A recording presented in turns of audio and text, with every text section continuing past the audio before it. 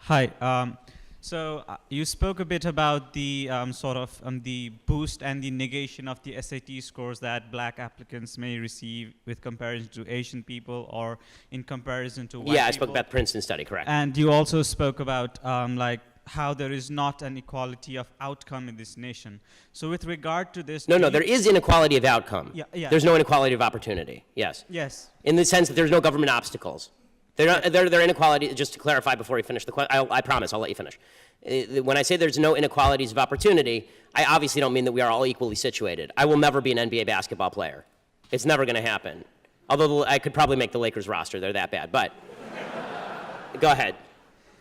Given that you contend that there is an equality of opportunity in this nation, do you think it is right for the government to pursue, or like for federal cases to say that in some cases policies like affirmative action targeting certain ethnic groups are correct, and doing this, does it acknowledge white privilege, or do we should just leave this sort of policies totally out even though there is inequality of outcome? No, so my answer about affirmative action and government policies that are meant to rectify these inequalities of outcome, no, I'm very much opposed to those. If you have two people who have equal SAT scores, and one of them happens to have had a bad childhood with obstacles to overcome, and one happens to have grown up in a very rich household, then that's an actual factor that has to be taken into account. But if somebody gets an SAT score that's 200 points below somebody else, and the only differentiating factor is their race, that's racism.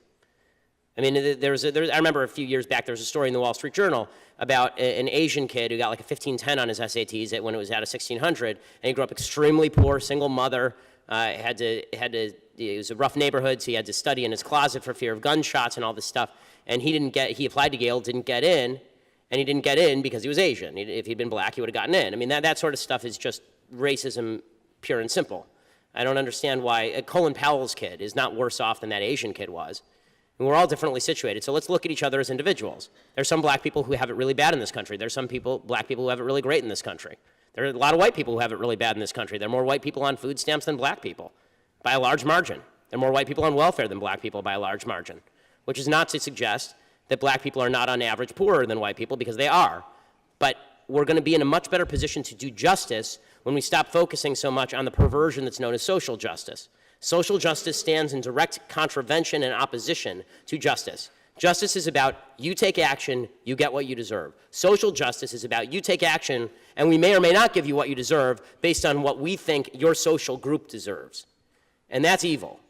That really is. I mean, the idea that we're going to not judge the individual, we're instead going to judge what is most apropos for society based on the group to which you belong, and in some cases to which we arbitrarily place you, that's actually evil. Social justice is another word for redistribution of outcome and unfairness. Justice is a word that doesn't need a modifier. Like the word good doesn't need a modifier. Social justice doesn't need a modifier. You add social to it, you're detracting from the original word.